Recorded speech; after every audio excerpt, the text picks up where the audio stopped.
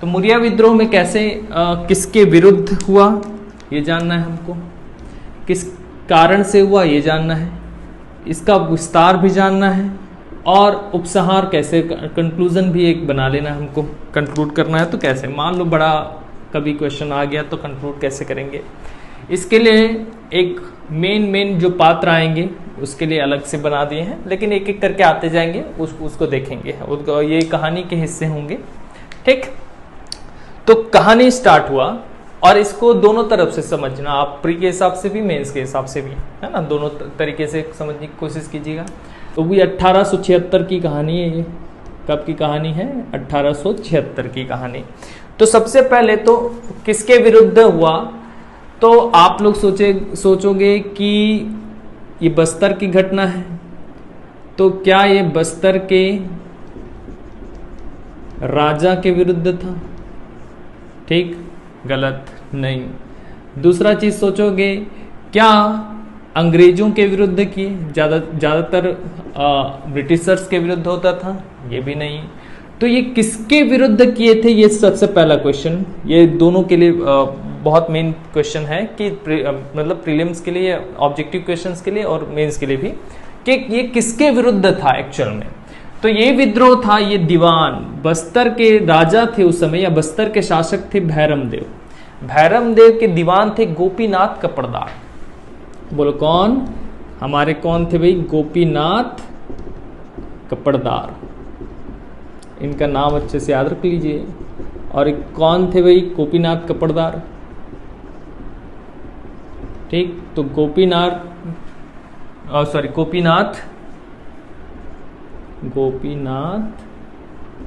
हाँ, कपड़दार तो ऐसे ही, गोपीनाथ कपड़दार कौन थे? ये कौन थे भाई? ये दीवान थे। जैसे कभी भी देखिएगा, कहीं पे भी राजा अगर शांत है तो उसके नीचे जो होते हैं वो ज्यादा उत्साहित होते हैं कि ये कर देंगे, वो कर देंगे, ऐसा। वैसे ही थे गोपीनाथ कपड़दार, इनका भी नेचर ज्यादा ठीक नहीं था। ठीक, तो ये गोपीनाथ कपड़दार क्या करते थे, जनजाति जो है ना, खासकर मुरिया, तो मुरिया जनजाति पर पूरा अत्याचार करते थे, जा जाकर उनके घर में, ठीक, टॉर्चर करते थे। एक तो अत्याचार से परेशान थे मुरिया जनजाति, इनके गोपीनाथ कपड़दार, और दूसरा चीज ये उनके संस्कृति जो परंपरा था, जो भी उनका कल्चर था, उस पर भी हस्तक्षेप करते थे, उस पर भी क्या करते थे? ठीक, उसको भी वायलेट करते थे, हस्तक्षेप करते थे। तो गोपीनाथ कपड़दार के मुरिया अत्याचार एवं उनके परंपराओं पर हस्तक्षेप इसका मुख्य कारण था। ये समझ में आ गया होगा। लेकिन अत्याचार तो ये बहुत समय से सहते आ रहे थे, तो अत्याचार को तो सह भी लेते हैं इन लोग। ठीक, तो एक और क्या काम हुआ, दूसरा एक रीजन बना, है ना। दूसरा एक रीजन क्या था, बस्तर के शासक थे भैरम देव, है ना। भैरम देव के चचेरे भाई थे लाल कालेंद्र करके। ठीक, एक तो ये थे चचेरे भाई लाल कालेंद्र, है ना। गोपीनाथ के पहले पूर्व दीवान थे, मतलब इनके ये दीवान थे, उसके पहले एक और दीवान थे। तो इनके प्रीवियस जो दीवान थे मोती सिंह करके थे, है ना। और बस्तर के एक राजगुरु हुआ करते थे, राजगुरु के नाम से जानते थे, राजगुरु। ठीक, जैसे राजगुरु आप लोग जानते होंगे, कई मूवीज में भी बताया है राजगुरु, जैसे हर एक शासक क्या राजगुरु होते, तो वो पहले लड़ाई करने के पहले उनसे आशीर्वाद लेने जाते थे। तो ये तीन लोग, इनके चचेरे भाई, भैरम देव के चचेरे भाई, ठीक, लाल कालेंद्र, मोती सिंह पूर्व दीवान और राजगुरु, ये तीनों क्या किए, इनसे नाखुश थे। क्योंकि जब भैरम देव आए तो मोती सिंह को क्या बना दिए थे, को हटा दिए और दीवान बना दिए गोपीनाथ कपड़दार। ये खास थे भैरम देव के गोपीनाथ कपड़दार। इनके चचेरे भाई को चाहिए था बस्तर का शासन, इसलिए नाराज थे, ऑब्वियस है। और राजगुरु भी नाराज रहते थे क्योंकि ये ज्यादा भाव नहीं देते थे, ऐसा समझ लीजिए। तो ये क्या किए, मुरियाओं को और उकसा दिए कि आप लोग के परंपराओं पर हस्तक्षेप कर रहे हैं, आप पर अत्याचार हो रहा है इनके शासन में। तो ये दो मुख्य रीजन बना। तो अच्छे से याद रख लीजिएगा, ये विरुद्ध या कारण पूछेगा, ये किसके विरुद्ध था, तो गोपीनाथ कपड़दार के विरुद्ध था। एक आंसर लेना है तो ये लीजिएगा। और किस कारण से हुआ, तो ये इसी कारण से हुआ कि गोपीनाथ कपड़दार के मुरिया लोगों पर अत्याचार और परंपराओं पर हस्तक्षेप के कारण। और दूसरा चीज, इनका मुरियाओं पर ठीक मतलब इनको भड़काना भी था, क्योंकि सीधे साधे लोगों का एक प्रॉब्लम होता है कि आप दूसरे की बात ज्यादा सुनने लगते हैं, और दूसरों की बात ज्यादा सुनने लगते हैं तो वो जैसे बोलते हैं दुनिया आपको वैसे नजर आने लगती है। तो मुरिया लोग भी वैसे थे, ये क्योंकि ज्यादा ये तो कहीं ना कहीं शासन कर चुके थे, ठीक, तो इनके बहकाव में आ गए मुरिया, ये समझ लीजिए, है ना। तो इस कारण से हुआ, ये भी जानना है, ठीक। कारण आएगा तो ये दोनों चीज लिखना है, और विरुद्ध आएगा तो गोपीनाथ कपड़दार के विरुद्ध हुआ, इतना तो जान गए। अब क्या हुआ ये विस्तार से समझते हैं, है ना। अब विस्तार से चलते हैं। चलिए, कहानी है, देखिए। राजा जो थे, कहाँ के, बस्तर के राजा भैरमदेव थे। तो बस्तर के राजा, ठीक, बस्तर के राजा हमारे किंग जो थे वो निकले बंबई। कहाँ के लिए निकले, जा रहे हैं कहाँ, बंबई। अब बंबई क्यों जा रहे हैं, ठीक, प्रिंस वेल्स से मिलने। किससे, प्रिंस वेल्स से मिलने जा रहे हैं, ठीक, और घूम भी लूंगा ऐसा सोच रहे हैं बस्तर के राजा। तो अब बस्तर के राजा के साथ जा रहे थे उनका दीवान। उनका दीवान कौन भाई, ठीक, उनके दीवान थे गोपीनाथ कपड़दार। वो तो समझ में आ रहा है हम लोगों को, है ना। और बस्तर के राजा के सारा सामान, ठीक, लाद के ले जा रहे थे मुरिया लोग। सामान ले जा रहे थे कौन, मुरिया बेचारे, ठीक।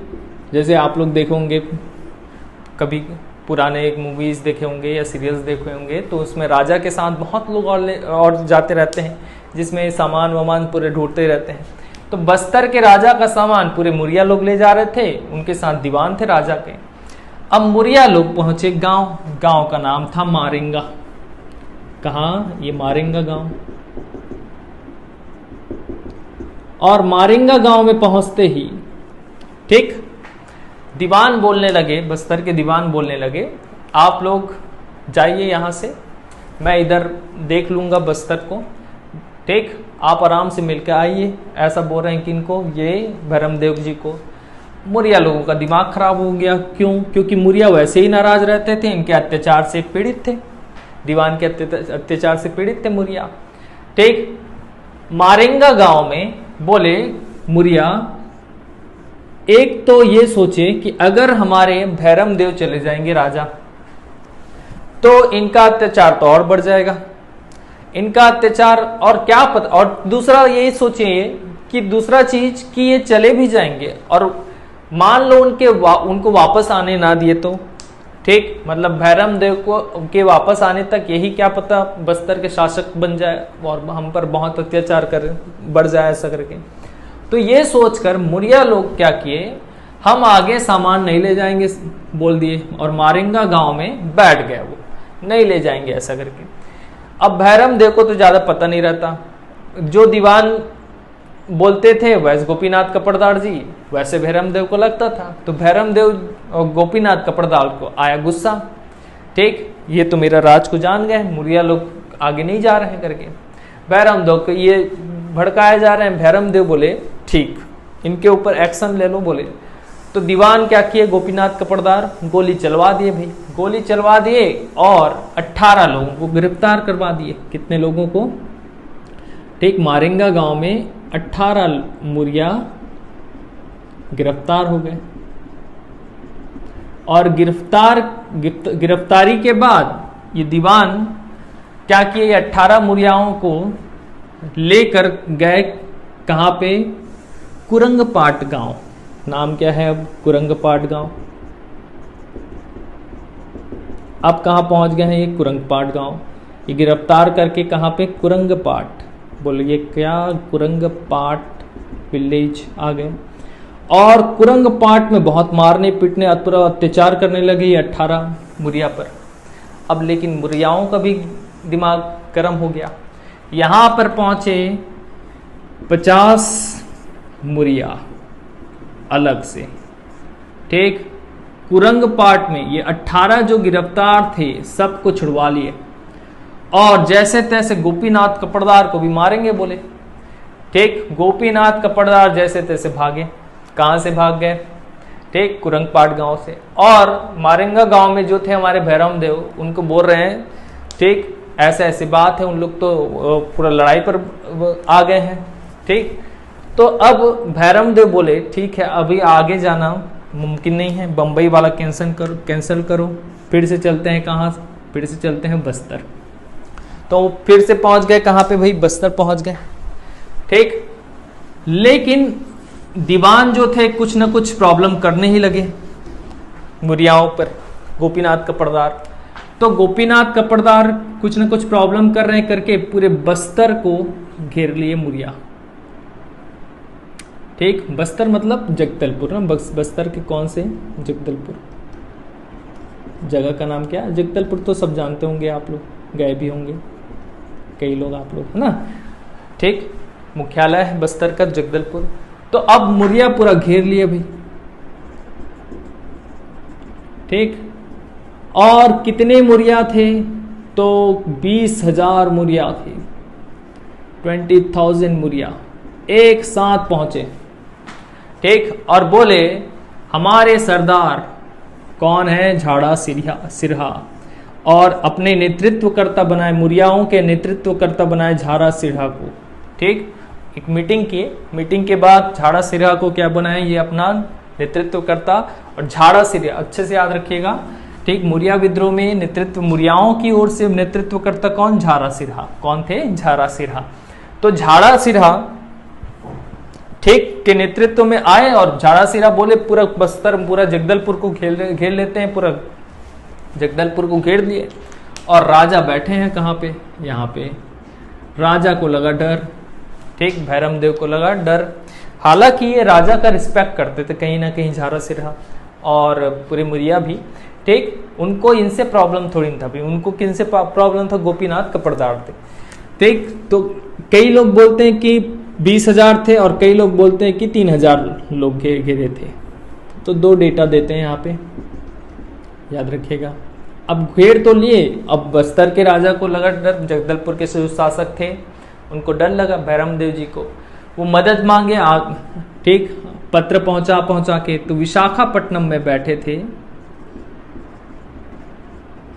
कौन, वाइजैक या विशाखापट्टनम में बैठे थे कौन, मैक जॉर्ज। मैक जॉर्ज क्या किए, सेना लेकर आए, ठीक। अब आप अंग्रेज थे हमारे में, मैक जॉर्ज पूरा सेना लेकर आ रहे हैं। और सेना लेकर आए तो देखे कि पूरे मुरिया है भाई, पूरे क्या हैं, मुरिया पहुंचे हैं।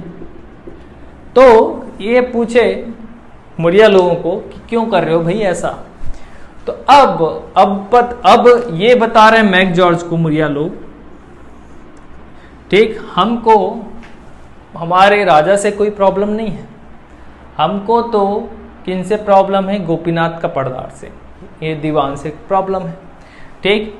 ये हमारे ऊपर ये अत्याचार करते हैं और हमारे अगर राजा चले जाएंगे बाहर तो क्या पता उनको आने भी ना दें, इसीलिए हम लोग ये सब काम किए।